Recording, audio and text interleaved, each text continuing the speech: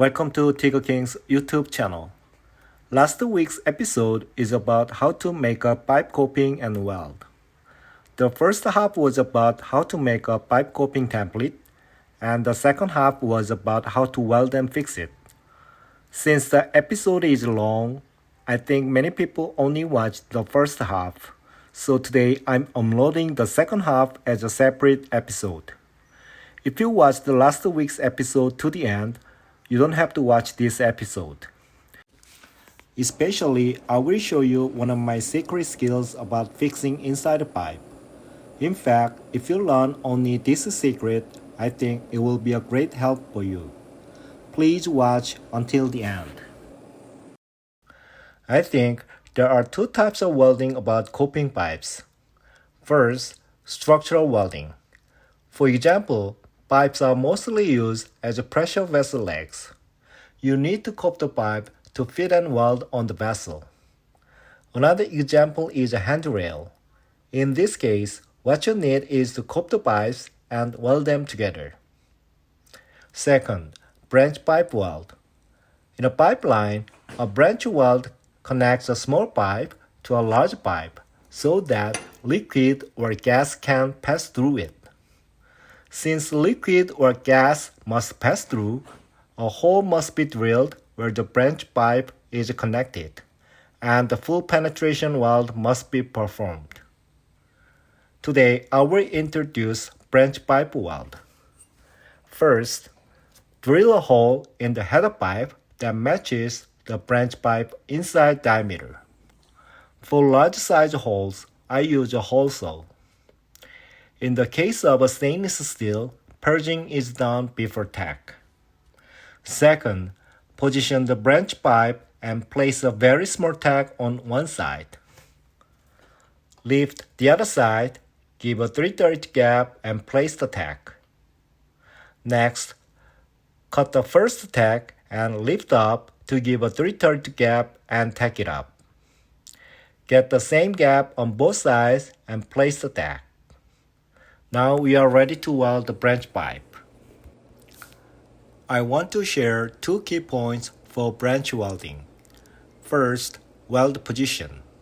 Second, how to fix the root pass. Let me talk about the weld position first.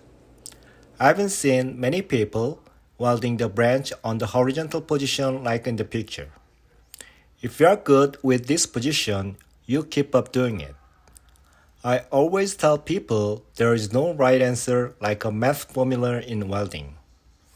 If you can weld well by any means, that is a skill. In my case, I prefer to weld the branch close to a vertical position. I put the weld joint around 45 degrees and weld it. I like this way because I can build up weld fast and good looking. Let's take a look at my root welding. Please don't forget to purge inside the pipe. It is a Schedule 10 pipe, so it might be hard for beginners. If you set the amp too high, you will have a big drop or bumpy deposit. If you set the amp too low, it will bring about the lack of fusion. I set the amp around the 75 and use 332 filler wire. I do kind of a half keyhole welding for the branch root. At the moment when the half keyhole is about to form, I dab the wire and fill the hole. If the keyhole gets bigger so you can't control it, you have to stop and lower the amp. If you can keep going up with making the same size half keyhole, you are doing good. It is a Schedule 10 pipe, so the heat stain is pretty dark as you see. As I said in the previous episode, dark color is no good for stainless steel weld. However, there is an exception that is a Schedule 10 stainless steel root pass. In the case of a stainless steel Schedule 10 pipe root pass, the dark weld color close to the black is a sign of a good root pass. If the color is bright, mostly the root is not penetrated. It is very dark, so you have to brush it when it is hot. You cool down and do the capping. Once again, I like to weld it at a vertical position for the capping too. For comparison, I will do half by a vertical position and the other half by a horizontal position. If you place it in the vertical and weld, you can go up while working the cup on both pipes. So welding is very easy. Also, vertical welding can add more weld deposit than flat or horizontal. So welding is fast and the welding is visible, so the quality is good. Now, let's do the next half by placing it in the horizontal position. If you start from the side at first, it's not too difficult.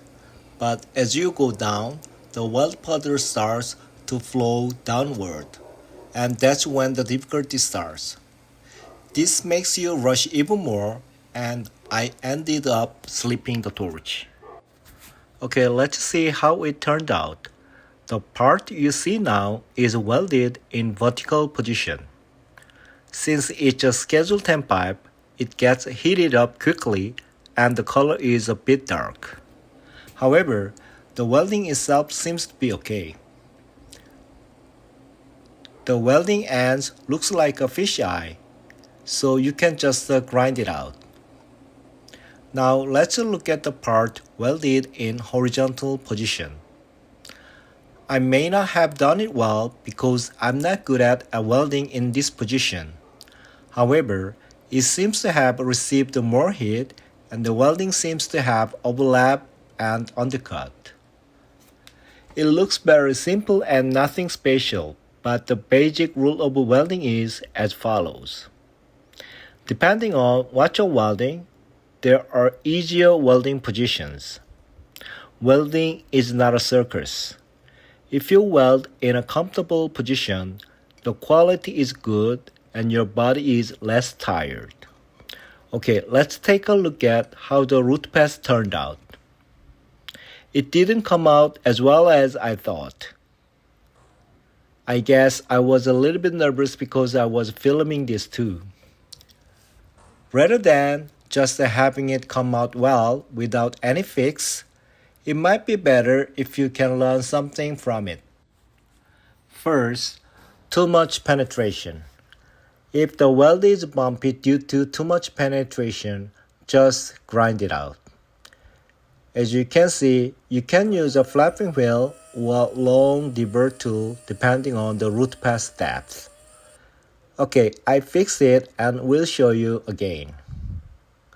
Second, the poor penetration. Assuming poor penetration at the 6 o'clock position, I will show you how to fix it. Usually, the method for fixing pipes is to grind it out outside and weld it again.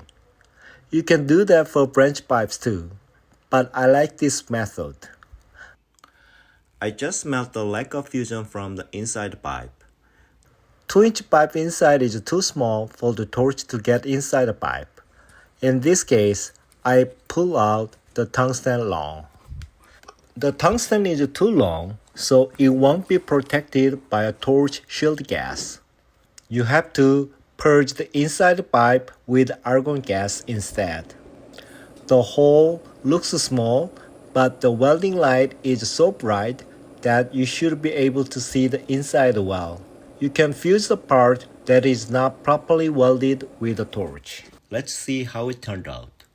This method can fix poor penetration very simply. I will show you what happens if you fix it without supplying purging gas to protect the tungsten.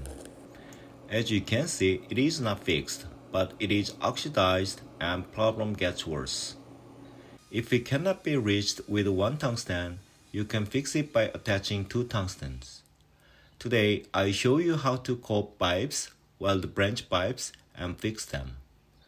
If it was helpful, please like and subscribe. Thank you.